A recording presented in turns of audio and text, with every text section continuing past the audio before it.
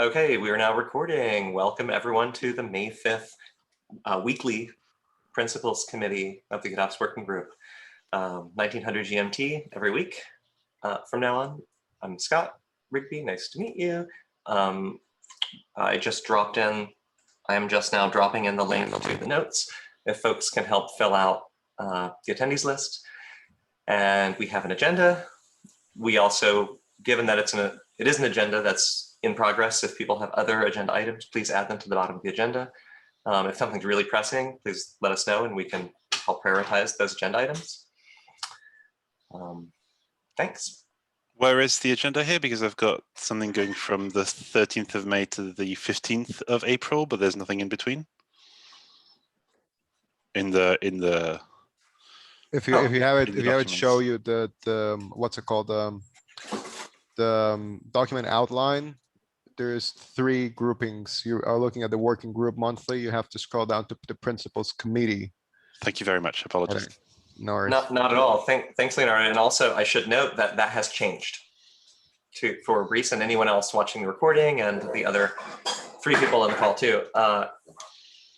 Yeah. So please, just do what Leonardo said. There's the working group monthly, principals committee, and GitOps committee. It's also the same outline now that's in the meetings .md file in the root of the GitOps working group repo. There is a PR open that I just opened to update our meetings for this week. I must say that I'm tempted to suggest moving that off so we don't have to do a PR for every single meeting. But for now, people seem to like it. We can always revisit. Okay. So the first topic is sticking to plan. The goal is to, Brice or I will open the HackMD doc. Want me to do that, Brice? Yes, please. Okay, I have it open now, so I know you did it last time. I'll change from from owners to signed-in users. So we're back to how we were for each meeting. Does somebody else want to give a recap on where they think we were from the last meeting? If not, I'm happy to. Any takers? I can give you kind of, from my perspective, we had reached a certain level of consensus with the 4th principle. We skipped talking about the 3rd principle, which had an open discussion in GitHub. I believe we had determined that we would post the 4th principle for open discussion to settle on this call. Is that correct? Yeah, that wasn't matches. Item. Oh, sorry. Go ahead, Brice. That roughly matches my recollection. Yeah. And yeah, that's it. And I'm guessing the objective for today is to finalize the 4th principle and clearly understand what must be completed with all principles before we can have version 0.1 published. I think so too. And we didn't discuss exactly Semver yet, but okay, we're now moving to hands because Moshe has raised I'm happy to not skip hands because we're small, either way. But I think we perhaps need to discuss principle number 5, and whether this is part of principle number 4 or not is that of governance through Git. And I think probably a good example of this is a Heroku style model of deployment considered GitOps. And if I'm pushing straight to master without a pull request and any type of merge blocking test enabled, is that considered GitOps? So thanks, I don't know. I'm going to drop the link to your discussion into just to help.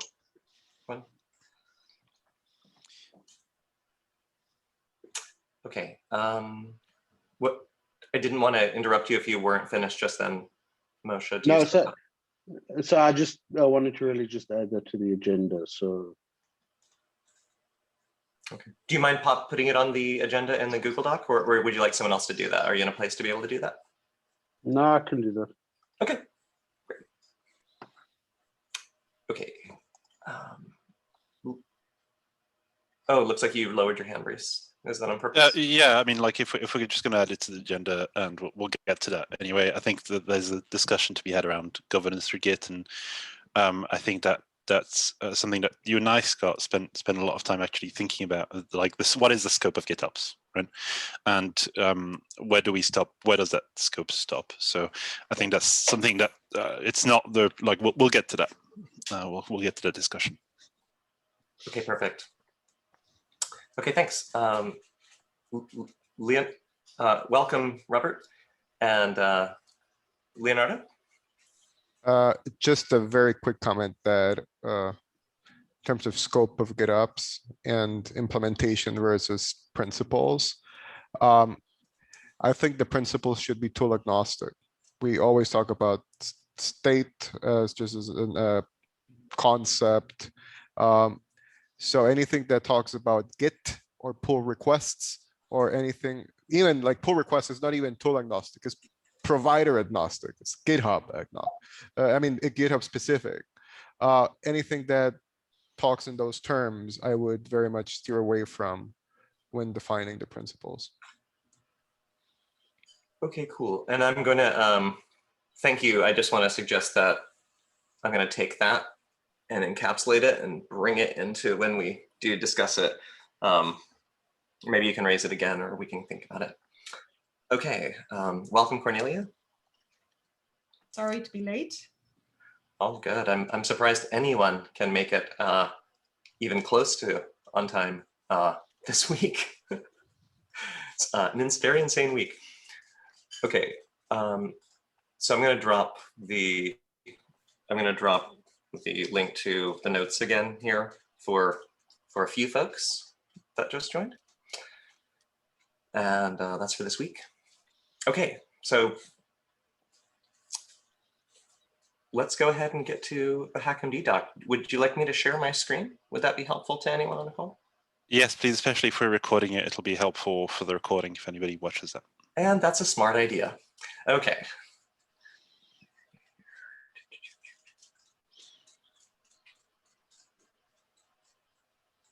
Yes, and if that was not done in past weeks, apologies retroactively. Okay.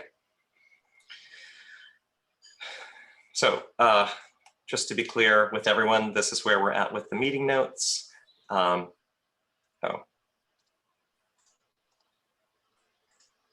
Should definitely add Moshe to the doc. Okay, great. So so I believe we just covered that we're going to make sure that item 4 is refined in whatever way that we felt that we needed. One note that it is that the last week, I'm just going to skip to, sorry, let me blow this up a little bit. Is that better?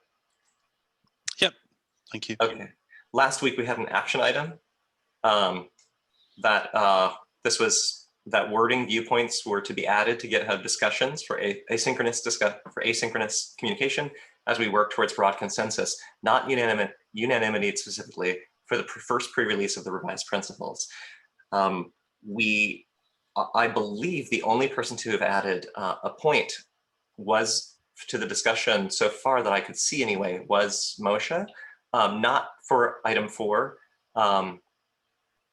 but for a proposed additional item that we now have on the agenda to discuss. So we can discuss it now, though. We're not prevented from discussing it, and we really should. So if anyone has any thoughts to start, this is what we said we were going to leave off with, is to be discussed in principle 4. Let me blow this up a little bit. Is that good? Yep, it's readable. Okay. These were the items to be discussed. I'll read it out loud.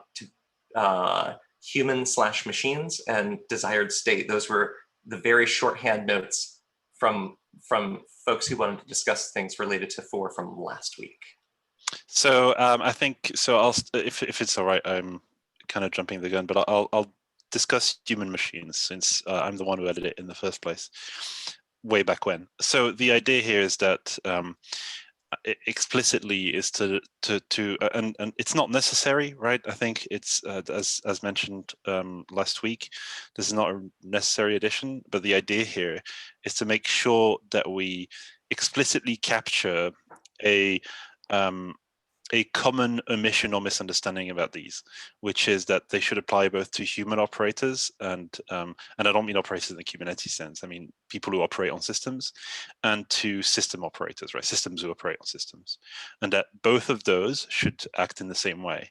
And I think that can be very well handled in the explanatory notes, and they don't necessarily need to make the distinction in the principle, but that's their intended, that's the purpose of them being there in the first place, is because there was a kind of a misunderstanding around what does it look like when systems manage systems versus human managed systems, and how the principles apply.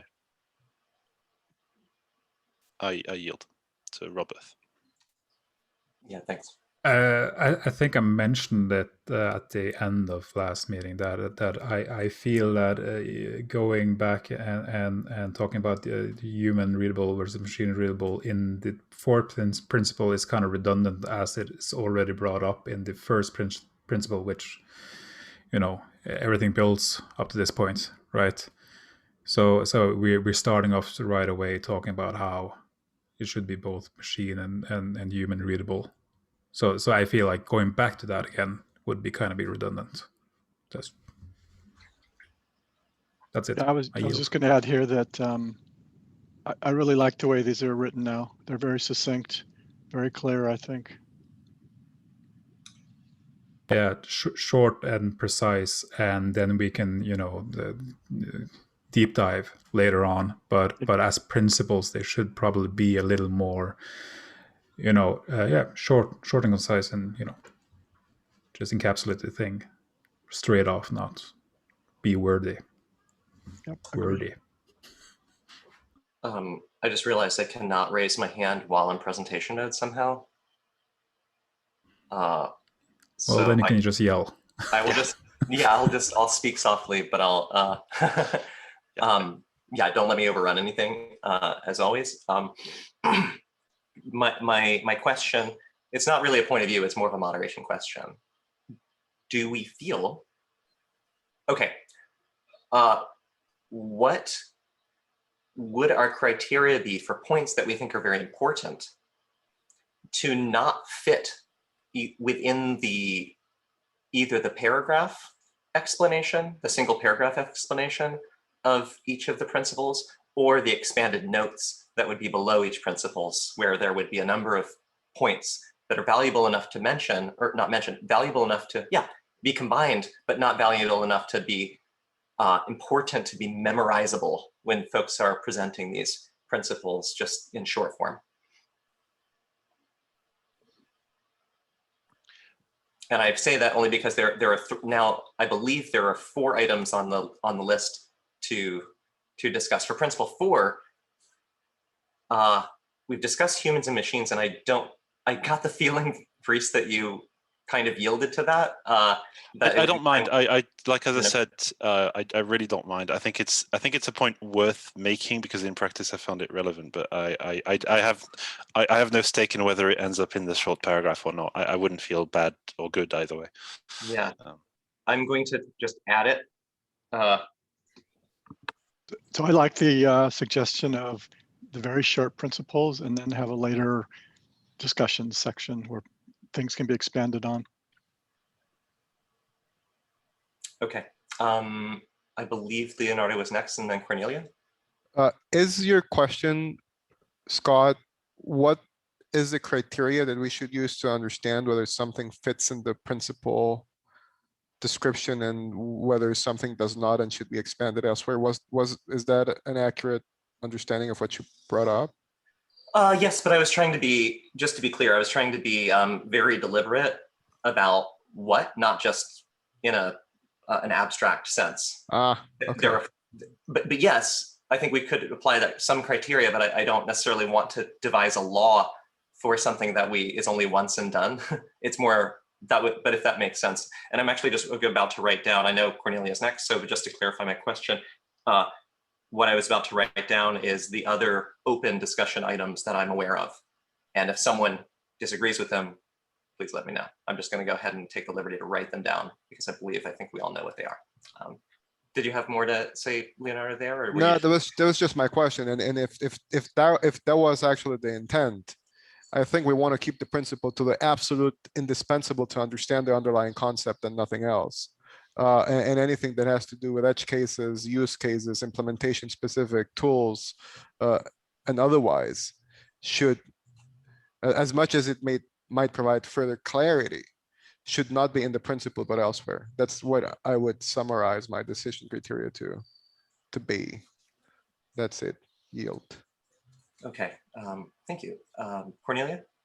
Yeah, so I'm stepping back, I think I'm popping the stack, if you will.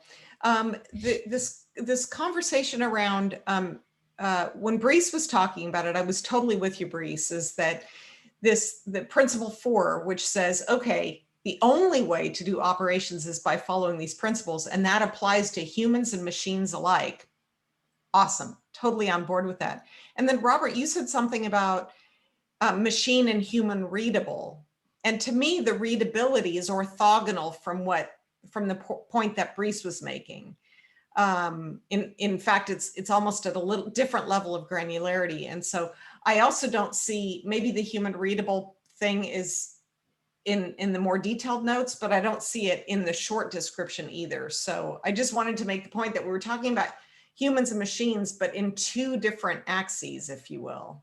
Yeah, just to clarify, without overstepping, what I just mean is the short text of the 4th principle says that it should only be intentionally operated on through these principles, and these principles already are talking about how to have human readable code as well as machine readable code, which by then I mean it's implied.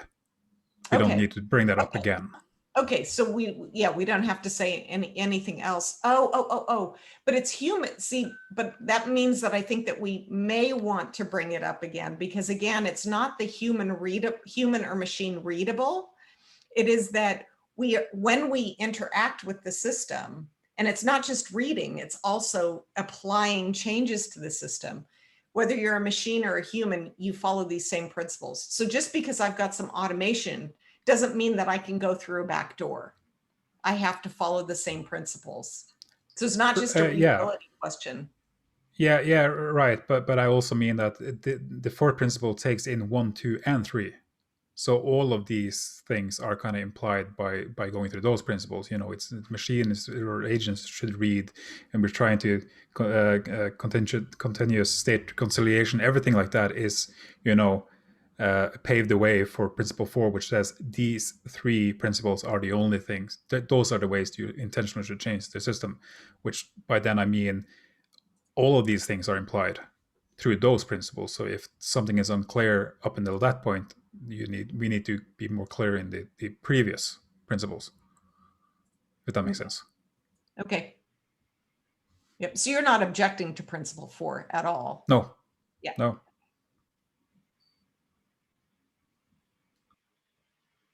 Okay, cool. Thanks. Brees. Yeah, I think like so I'll back Cornelia with my intent when I said this, like readability, writability, that's an observation, but that doesn't necessarily, something being read and write by machines and humans doesn't imply that you must operate on it by machine and human. That's not the logical set is distinct. However, I think as Robert said, that is implicit, right? It's a implicit versus explicit thing. I think it's absolutely implicit that machines and humans should operate in the same way, because we don't really make the distinction anywhere else. It's like we say about operating, so that includes all operations. Like I think it's fine to not include it in the short text.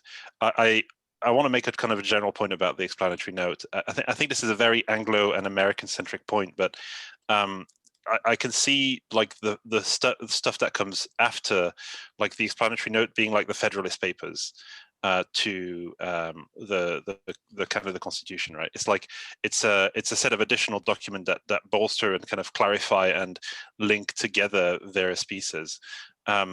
And that can be done over a small period of time, and we can concentrate on one of those topics in some depth for a short essay or a short statement about that topic. And I think that would probably be quite useful as to kind of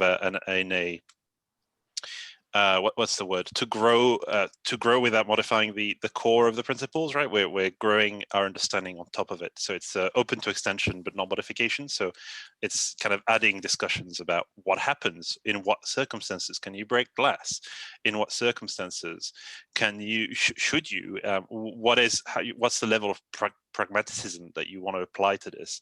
Like, I think those the explanatory notes can kind of slowly build into a corpus of GitOps knowledge rather than be seen as a kind of a fixed document the way the principles are. Sorry, that was quite long-winded, but I'm just taking a note on that, Reese. Thank you. And no one had their hand raised after that, but still, it wasn't too long-winded. It was actually 2 minutes. Perfect. I'm just making a quick note that principles notes could, simply refer to under what circumstances, right? Yeah, and specifically, I think there are like I think the case of break glass, right? How do you operate in an emergency? And that comes up in pretty much all discussions I've had with kind of in-depth discussion of GitOps, is what happens when something goes wrong, right? And there's also the aspect of there's a lower turtle. I keep using that term, but it's the idea that at some level of the stack, you can't bootstrap GitOps with GitOps, right? So it's possible to kind of self-host GitOps, so that you set up a cluster manually, then you from that cluster or from that system set up another system that does the GitOps management, and then you kind of substitute the first system by a GitOps managed system. But nobody does that, and nor should you, right? There's going to be a lower layer or level where you're manually sending stuff imperatively somewhere. And I think like that's worth discussing to make sure that like there's an understanding that at some level, it doesn't matter kind of how sophisticated your approach is, there's some layer at which you can't apply the approach because you need to set up the system that does GitOps, right? And so having a explicit discussion about that, about the bootstrapping of GitOps might be a worthy topic of discussion as well around that. Do a manual hand again, because I can't do the hand here. I also don't want to jump the gun back to 3 before we know we're done with 4, but I just wanted to note that, for instance, the important point that Moshe brought up about the impossibility of instantaneity it kind of is also one of those other exceptions. And when we get to that discussion, I would just propose that that's a very good use for the notes. And I think we should also keep the notes not short, but not have hundreds of them, but just simply the things that were brought up that people feel are very important, but they weren't important. They're not critical enough to reduce the general understandability of the one line of the principle, nor do they need to be repeated in the one paragraph explanation, but they're satisfactory for the notes. So, and by the way, we might want to suggest that we have conditions like that these not be footnotes. They're not 8-point font way down at the bottom of something, but very, very clearly and prominently displayed with the other principles in the principles document. That would be my proposal anyway. Yeah, I can totally see the document itself having, if somebody wants to propose a note, and we have under the principles, we have, explanatory note, note 1, title of the note, and then a link to that note, or the note in embodied there to kind of go through that particular item. I mean, we've kind of very quickly talked about 3 now. I can identify 3 things, right? Like instantaneity, Git bootstrapping, and breaking glass. So I think those are like worthy topics of kind of discussion. and there are a bunch more, and we can certainly mine some of the previous discussion and documents around GitOps, because I think we Scott and I spent quite a bit of time, and so did Cornelia, thinking about, what does that actually mean? What does the principles? How do those principles actually apply? And what are the pragmatic, the real world consequences? So there's a fair amount of prior art that we can reuse here. I think we probably could write entire books on the subject around these things, which I just read the little book of Ikigai, which have 5 pillars or whatever it is. And it's an entire book. So, but coming back again, it's these kind of short principles or short, like these are the pillars. And it's the same thing here. If we keep this short and like short and to the point, we can then obviously riff on that and talk about a lot of things surrounding these principles that might not be directly clear, but we can't put everything into these, and then it would be entire articles per principle, and that won't work. We need to be short and concise, and then we can explain that a little bit more later on, or in different sections, or in different articles, or in different books, whatever. Right. I mean, I'm sorry to interject, but you're spot on. It's different articles. It's a series of blog posts. It's a series. This is the work of the working group, is that we write blog posts, we put together demonstrations, we record videos, we do conference talks. We don't finish the principles and wash your hands and go for it. We're going to have to keep explaining them. So I love that. There's at least 4 talks here, at least, and so on and so forth. So if you just keep these principles at least short and concise and easy to remember, then we can build on that. I think it's good. Great. Sorry, I was just replying to someone who wanted to join this meeting that was confused about the Google Doc. I think we might need to put an outline at the top as opposed to relying on Google's outline. And if so, that would be my mistake, because I did reorganize it. So sorry about that, to interrupt if I did. Did you have more to say on that, Robert, or was that a natural? Okay. Great. Okay. At this point, I talk for a week, so I could probably talk on, but I'll I wasn't counting the minutes on that one, but it seemed pretty okay. All right. Well, then in that case, just going back to the agenda, if no one has an objection to the short and memorable version of number 4, then I think we should just say it again. These are a work in progress. We are talking about the pre-release of these, not a final, even a full release of these. So it sounds like we're good. I believe, can people can we catch up here on the items to be discussed? I wrote maybe 2 extensive notes on to be discussed for all the principles, just what we had all just said. And if someone thinks that should be different, please say so, or just go ahead and edit it. Or also please say so if you do edit it. I'm pointing out the fact because I did. And there are 3 other discussion items. I think number 4, it looks like we had one more item that someone wanted to discuss, was about desired state. I do not know who that was. We could go back and look at the recording, but I don't think we're going to do that now. Does anyone on the call have a really burning desire to discuss desired state as a note? I think the desired state part was to change that the only mechanism through which systems can be to point that towards the only way desired state can be changed is through, or something to that effect. I think actually that does trigger my memory. I believe you're right. And the suggestion was we had discussed so many different ways to describe number 4. And at the very end, it seemed that through these principles was something that everyone seemed to be generally on board with. Like, wow, you're right. We don't really have to summarize the principles again after we've just said them. And they are in order. So, okay, for now, I'm going to cross that out. And I believe the next item on the list if we want to, I'm not sure which should go in order, but the next item on the list, I believe, is to circle back to Moshe's point that was brought up in, well, I guess discussed for 2 full weeks pretty much. However, also taken into GitHub discussion, and there have been some various viewpoints expressed. Moshe, do you want to do that, or before you do, I just want to ask if you are in theory fundamentally opposed to the idea of making those points that you made in the notes of Principle 3. And I'm only asking that because I believe that we already have broad consensus that that is not only appropriate, but a good idea. Are you still feeling that it's important to revise the wording at this point of the 1-line or the 1-paragraph version of Principle 3? And over to you, Moshe.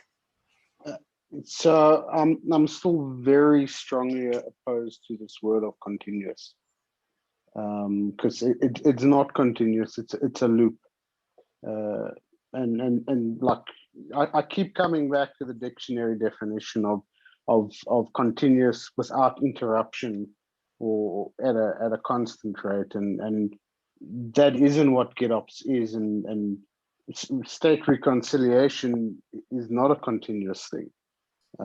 It needs to allow those interruptions and changes in ebb and flow, and continuous implies that what I commit gets deployed instantly, irrelevant of whatever happens, and I don't think that's a pragmatic or practical approach. So I think this might just be a language thing, right? But for me, the notion of immediacy and continuity are different. They're not the same, and there's no implication of immediacy in continuous. So saying continuous doesn't. Sorry, I did speak out of turn, but like it doesn't imply immediacy. It doesn't. It does very much imply that this is happening all the time. It doesn't imply the kind of the fact that the latency of the loop isn't implied here. The loop could take a day, right? Like that is still a continuous process. It's just not a batch process. I think the core here is that this is not a batch process, and the best way of describing that is through continuous. And I don't know whether, like, the word is just a word. I'm not, but like we need to be, I think one thing that we need to capture somehow is that this is not a batch process. This is a loop that continuously checks the state versus the desired state. That's how you would describe it if you were speaking voice, right? Viva voce. You describe it like that. Yeah, so I don't know whether the generally understood meaning of the phrase as it stands actually excludes and implies what you think it implies, Moshe. I'm not convinced that's a general perception. I would not mind. I'm not attached to the word itself, but I would like to see a proposal of a rephrase that captures the essence of the idea without losing the clarity of the language here. I would be very happy with a proposal for a change. Gentle time, Brees. Sorry. Yeah, thanks. Not just gentle. Okay. I think it would be good to continue to go in hands order. So Leonardo and then Moshe. Oh, you declined. No, I was muted. Oh, okay. So just a very, very quick comment. I think it's important to have continuous. I think it is a continuous process. And being a continuous process, we're also kind of like working with industry standard terminology. So we have continuous integration, we have continuous delivery, we have continuous deployment, and we have continuous state reconciliation. So I think from that point of view, there is already a certain understanding in the ecosystem of what this would mean. And it represents a progression from existing terminology that uses the word continuous. So I would vote for continuous to remain, albeit perhaps not scientifically accurate to the molecular degree. Yeah, I yield. So Moshe? part of my concern with continuous is the industry's abuse of the term and the resulting fallout. And if you look at, for example, continuous integration, what most people think continuous integration and what was meant by the author of continuous integration is very different. So continuous integration isn't running a build continuously. Continuous integration is merging your feature branches into master continuously on a daily basis. And again, that pill got abused on continuous delivery. And continuous delivery doesn't mean I'm deploying all the time and continuously delivering my code into production. It means I'm in a continuous state of deliverability. And again, with continuous integration, it's not continuous integration. It's continuous integratability and continuous deliverability. And I think that abuse has caused so many problems. And if we jump on the continuous train again, we're just going to be explaining, no, we don't mean continuous like that a year or two down the line, and have to clarify this definition of continuous to mean, no, we don't actually mean that, we mean this. And I think that's kind of where the problem with continuous comes in. And in terms of a proposal for changing it, I think the principle of state reconciliation loops is a far better description of what we're trying to achieve. And it's a loop. And whether that loop happens in a second or that loop happens in a day, it's a loop. And that loop can speed up and it can speed down. And that loop in theory can stop, but it's a loop. It happens in a continuous cycle, but it doesn't happen. It's not a continuous application of that reconciliation. Now yield. Okay, thanks, Moshe. So it is Christian, then Robert, then Cornelia. And remember, gentle time at 2 minutes for each person. All right. Yeah, so sorry I jumped in quick. So I caught in the tail end of a lot of things. But my question actually is, are we, by removing continuous, does that open up the situation where people will be asking, why didn't you put in continuous? Like, so my concern being that, kind of going off of what Leo said, since it's a industry standard, albeit a wrong one. So I think I agree with the fact that the terminology may be wrong, but since we are, if we remove it, are we losing anything by removing it versus what we gain by adding it? So my concern is my question is actually what's the opportunity cost, right? So if we add it, we may be technically wrong, but we'll be with the industry, right? Even though it's maybe technically wrong. If we remove it, what's the loss there, right? Like what are we opening ourselves up to if we remove it? I guess this is an open question to anyone, or maybe something to think about. I don't expect an answer, but anyways, I yield my time. Thanks, Christian. Robert.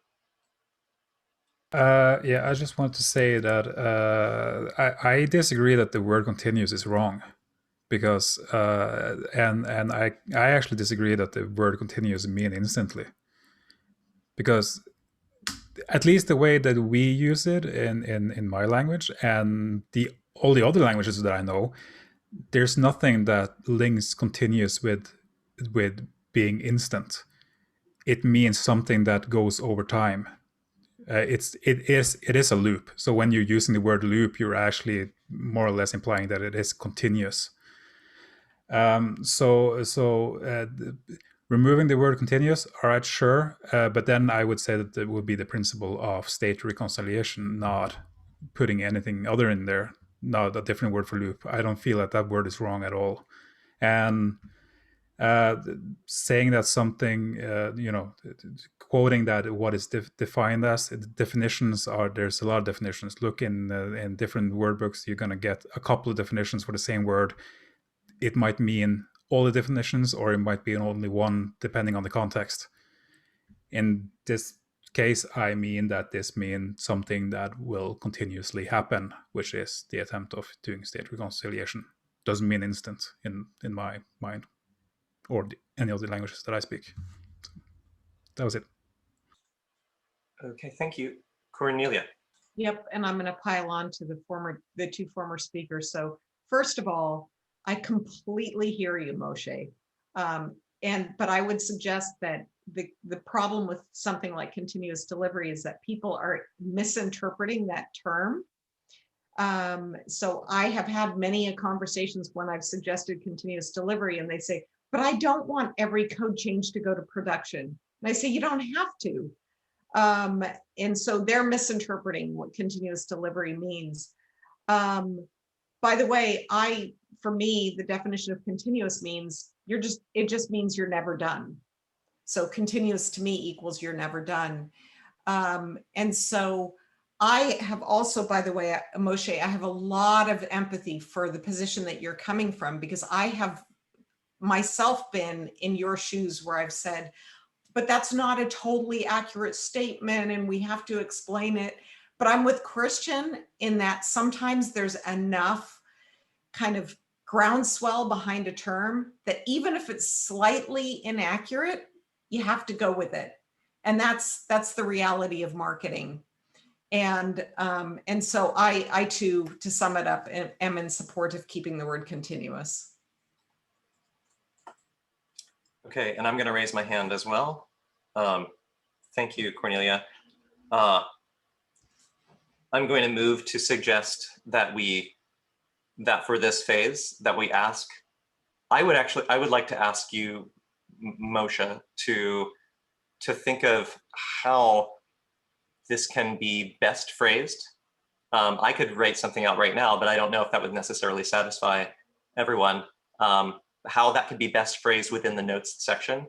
That is my proposal, given the spirit of these principles and what I've heard from most of the people most of the time. I'm not shutting down conversation. We can still do this as long as new points are made. But I believe, let me see, I just wanted, before I yield my time, I just want to say that this is now still written down as one of the examples under the notes section. It would need to be fleshed out. And I think that our time would be better served in fleshing that out in a way that is explained well, perhaps in its own short paragraph. So I'm going to now yield, and Moshe, then Brice. So if we make an explicit acknowledgement that we don't mean continuous in this way, and we mean without it being instant, and we don't mean it instantly, then perhaps we can add that to the note and have a contradiction between the title and the notes based on the value add of a marketing component. But there we are kind of breaking rules of principles, which is don't contradict yourself. And I think, yeah, so I think we can take it back to the drawing board and add more notes and definitions, but ultimately we always going to be contradicting ourselves, because we're saying on the one hand we don't mean instantly, but actually the definition is instantly.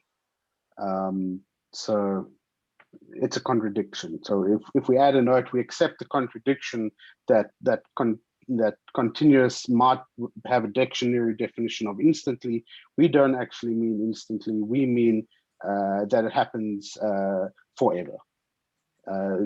Like something like that more succinctly might be acceptable, but if we make that acknowledgement. I yield. So two things. So number one, I think that the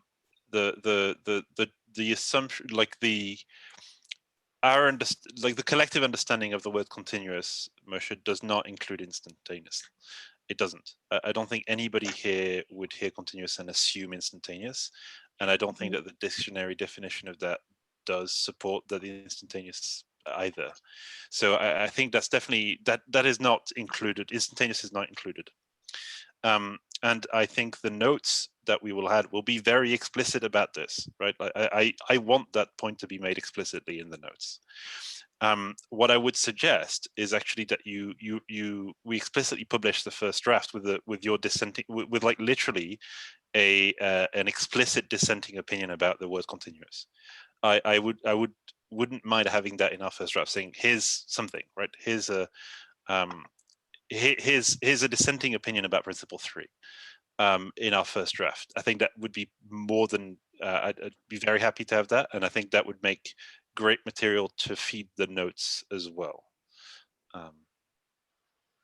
That's it. Okay, I think we've definitely given a lot platform to this, and there is a section here in our notes. This is not very well written. I would recommend Moshe, since you are clearly the primary advocate of this dissenting position. Not that you couldn't convince others as well at times, but that you write, that you take a stab at writing something that you think would be fitting in terms of size and understandability in the notes section. For example, not an entire book on it, but something that would be probably a paragraph. That's my suggestion. We could discuss it in a PR. Cool. Cool. I also would like to, well, my 2 minutes thing isn't up yet, but I would also like to ask others to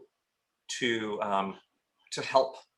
I believe not only, Brice, did you say that you and I had discussed for quite a while the break glass incident management exception to the principle, as well as the bootstrap exception. Those might be two that you could potentially work on. I know we've already done it in longer form in the PR, but perhaps work on in the short form, as I just mentioned for Moshe, something that would be acceptable in the notes. Yep.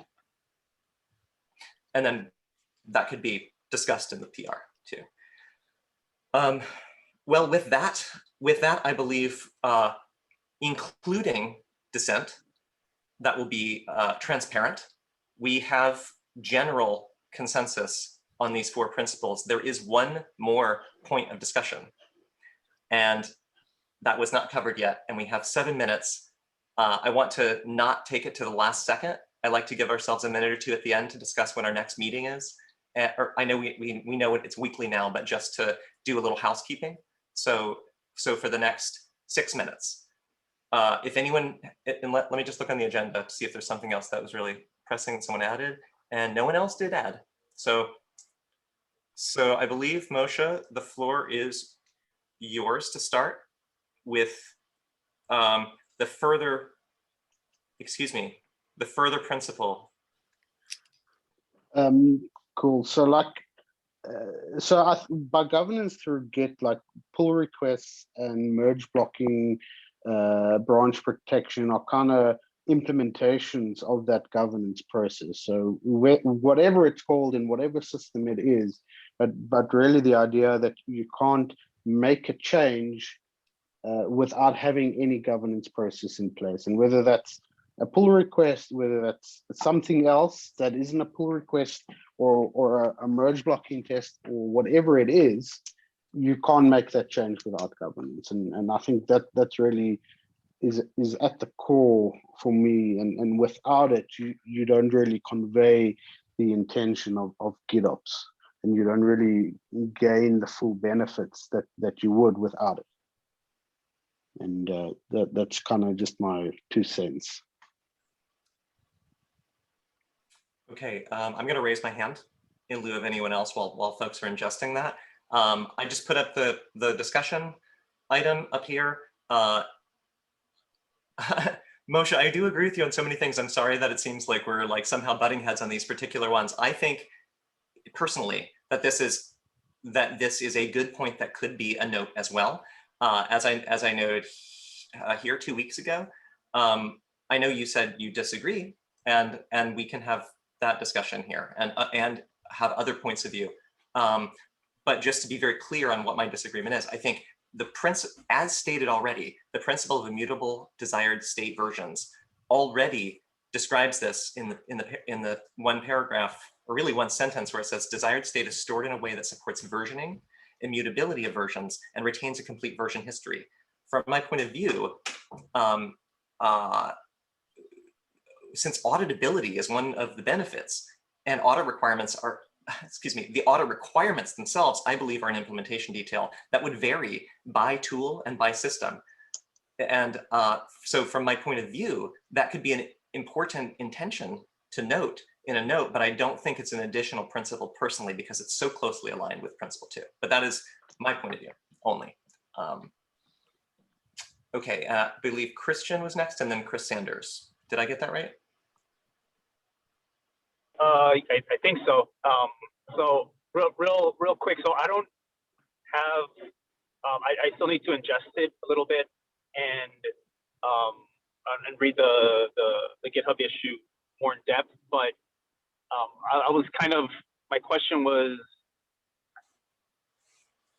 how is this different? So I guess kind of what you were saying, Scott. I wanted to see how is this different than, you know, how it separates itself from the other principles, because I do believe like principle 1 and then I guess 4 would kind of cover this. So I'm trying to figure out. I'm still trying to ingest how it would be different. So that's just something that's not entirely clear. If we need a whole nother one, if other ones cover it.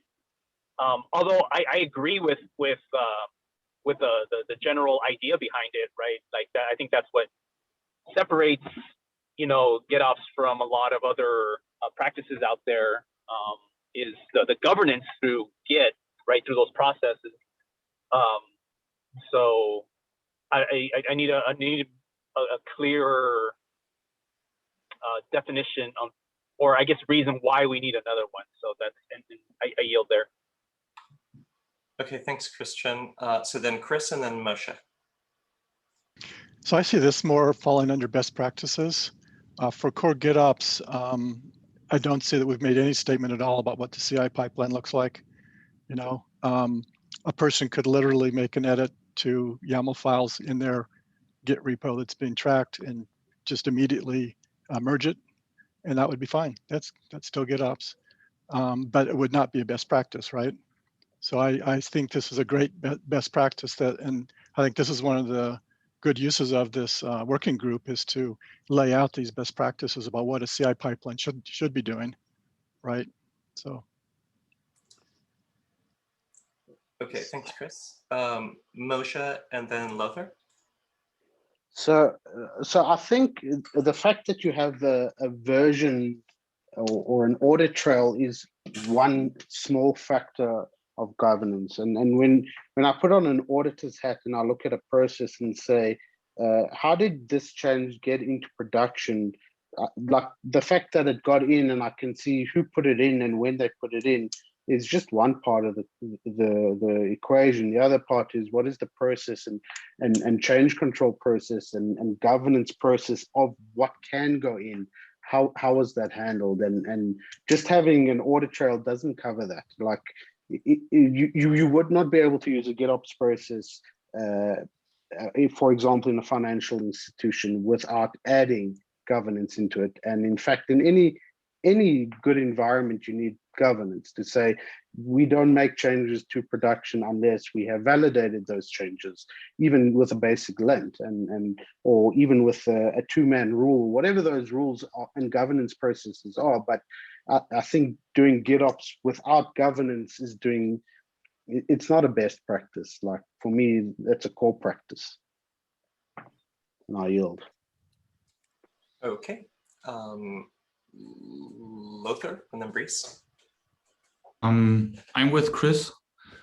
To me, the principles are the core, the absolute minimum core, and the condensed version of what GitOps is. And subsequently, GitOps enables a lot of things, like the governance that Moshi describes, like hands-off principles, etc., etc.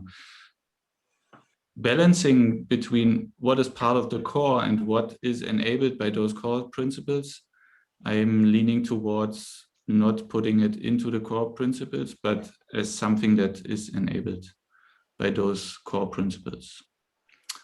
I yield. Okay, thank you, Brice. Yeah, so I mean, I'm literally writing this now. I think it's the difference between practice and principle, and I cannot, like, I would emphasize the point that governance, GRC, right? Governance, risk, and compliance is extremely important for any serious GitOps application, but it's very context dependent. It's not a universal thing. So, for example, if you're a 2-person startup team, yeah, you're going to operate using GitOps by committing straight to your master branch. If you're doing a personal project and you're operating some a small scale, I don't know, you've got a small scale server installation to water your plants or to monitor your greenhouse, right? Like that's it's becomes very acceptable to commit straight to master. So I think because governance is context dependent, it's not a universal principle. That said, I think governance should be addressed explicitly in kind of the output of this working group, right? Like that's so important that we can't just not mention anything about governance. I just don't know whether it should be principle.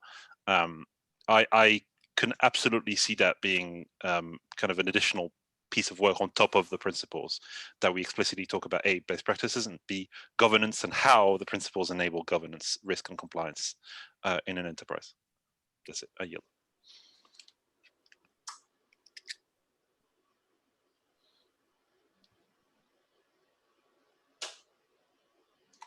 Okay, so